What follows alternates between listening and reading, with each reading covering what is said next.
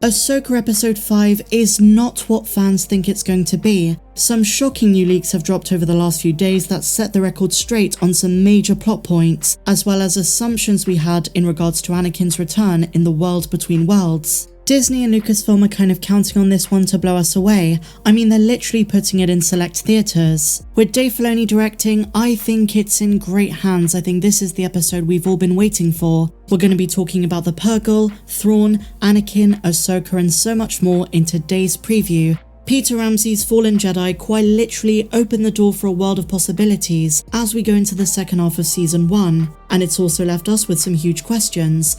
What is the purpose of Ahsoka finding herself in the world between worlds? What is this iteration of Anakin? Is she alive? Is she dead? Or in some kind of force plane, similar but different to the world between worlds on Cetos? What is the situation there? Is she going to come out of it? How soon? And how are our heroes going to find Peridea? Hera Syndulla, Carson Tava, Hayang, maybe some other members of the New Republic, and Ahsoka herself. Are they going to ride on the Purrgil? Has the star map been imprinted on her palm? Is that how we're going to go there? While Chopper did put a tracker on the transports that did take the hyperdrive from Corellia to the Eye of Sion, there is not one on the hyperdrive itself. So for the meantime, our heroes are screwed. But new leaks do give us answers. This is the big information, so needless to say, massive spoiler warning. What have these reports been saying? When it comes to the Anakin question, it's much more surface level than we think. It's Occam's razor.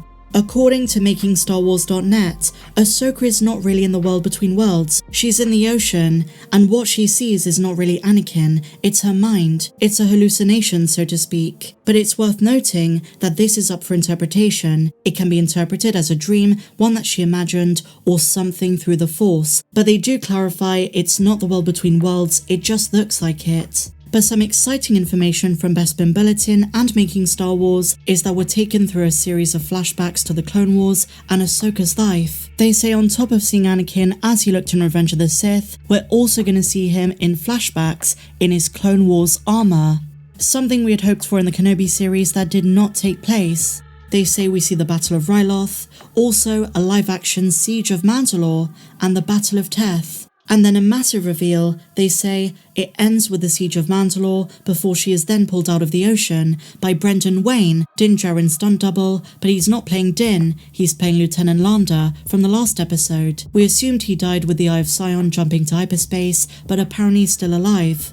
And they say in these flashbacks, we see Rex, but it's not Temuera Morrison in the armor, just his voice. But we do also see both Phase 1 and Phase 2 clones. Honestly, a Clone Wars fan dream. Now, while it's believed that Captain Rex appears in flashbacks, it's also worth noting he is still alive at this point in the timeline after Star Wars Rebels. He survived the Battle of Endor, and now he's still around. But despite this, unfortunately he's not going to appear in this season, in the present day, with his luscious white beard. That's apparently being saved for Season 2. It's the same with Zeb Orrelios, who appeared in Mando, and Agent Kallus. They're a Season 2 cameo. Now, do you guys remember that there was a rumor we were going to see an alternate version of the Mustafar fight, but instead of Anakin and Obi-Wan, it's Anakin versus Ahsoka Tano? Well, now according to multiple sources, this scene was filmed, but it's been cut from the final edit, so we're not going to see it in tomorrow's episode. All of the moments that were going to be what-if scenes have been cut, and instead, they're all canon moments that took place to show Ahsoka that she couldn't change her fate, nor the fate of Anakin, even if she had stayed. We also assume this is finally the episode where Hera Syndulla arrives on Cetos, and with Huyang, they're trying to work out what's going on. Are they going to help Ahsoka get to Peridea, or is it just going to be Ahsoka herself? I really can't wait for this one, especially the moments with Anakin. It opens up the possibility of so many flashbacks and so many callbacks to the animated shows as well as the prequel trilogy. I'm going to be doing a massive full episode breakdown, look out for it on Wednesday. Despite the excitement for Anakin Skywalker, the flashbacks to the Clone Wars that have been rumoured, I think it's important to look at the story itself. It's enthralling and invigorating because it could be our first look at Peridea. Our villains, along with Sabine Wren as prisoner, could make it to Peridea sooner than we think. It's a long voyage, but with 4 episodes to go, I think they're gonna skip ahead, and we could see Thrawn for the first time. Rumours state that since Rook died in Star Wars Rebels, Thrawn has a new cyborg companion. He's not gone for another Nogri like in Star Wars Legends, he's gone for a droid called Enoch, a big golden droid. And this has led several outlets to complain about the way Ahsoka is set up. Now, I came across an opinion piece I would like to debunk. I've seen this criticism time and time again, and I want to explain to you why it's wrong. So how does this tie into episode 5? Because it's all about Thrawn's return, which is imminent. This is from Collider, and they say the following. Going into the next episode, Ahsoka is making the same mistakes as Star Wars: The Rise of Skywalker. I'm gonna spare you the jibber jabber and just get to the meat and potatoes. So they're basically saying that because of this map, because of this so-called MacGuffin, the story of the Ahsoka series is dependent on the same kind of plot device that was used in The Force Awakens with the map to Luke Skywalker and The Rise of Skywalker with the Wayfinder. Furthermore, they've drawn upon the criticism of somehow Palpatine returned to somehow Thrawn returned, basically criticizing Dave Filoni and the other creatives of being lazy and stating that Ahsoka's prioritizing the wrong things, setting up the big villain in the wrong way, dependent on this MacGuffin that takes them to Peridea. Now here is why I think this criticism is entirely erroneous, completely misplaced, and just flat out wrong.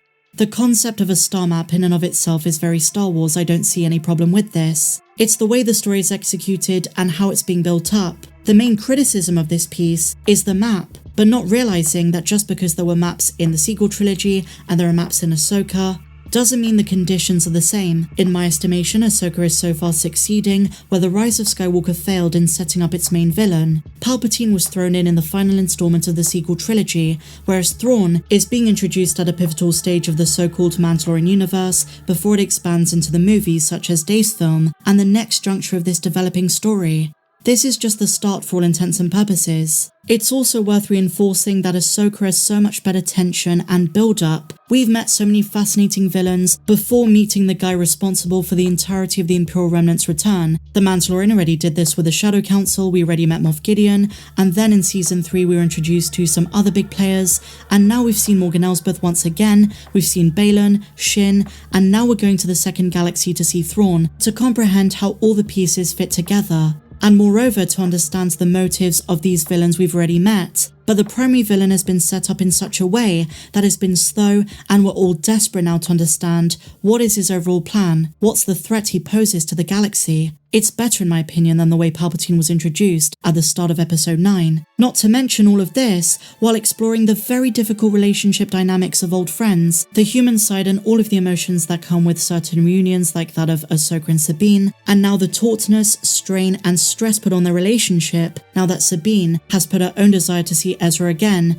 over Ahsoka's wishes. So what I'm saying is, going into such an important episode of this series, I don't understand this criticism, because the star map, while you might call it a MacGuffin, makes a lot more cohesive sense in my opinion than the Blade of Ochi of Bestoon, or the Wayfinder to find Exegol, but I'm not trying to put one project down over the other. So as we go into the next episode, that scene where Ahsoka is touching the boiling hot star map could be a way we do find Peridea. I've seen this theory going round, but it's the way such devices are used. So are we going to see Thrawn in the next episode? I really do hope so. We know that Lars Mikkelsen filmed quite a few scenes, we haven't seen him just yet, but that's going to be a massive moment not just for fans of this show and not just for fans of The Mandalorian, but also for Timothy Zahn fans knowing he consulted on this series, for those who read Heir to the Empire back in the 90s, and for those who love Thrawn in Star Wars Rebels. This is a big return, and I can imagine Dave doing that in his episode, considering some fans are going to see it on the big screen. But with that said, my dear friends, share your thoughts on everything we spoke about in the comments down below. If you enjoyed this one, please be sure to give me a big fat thumbs up, subscribe if you're new, and I'll see you in the next video. May the Force be with you, always.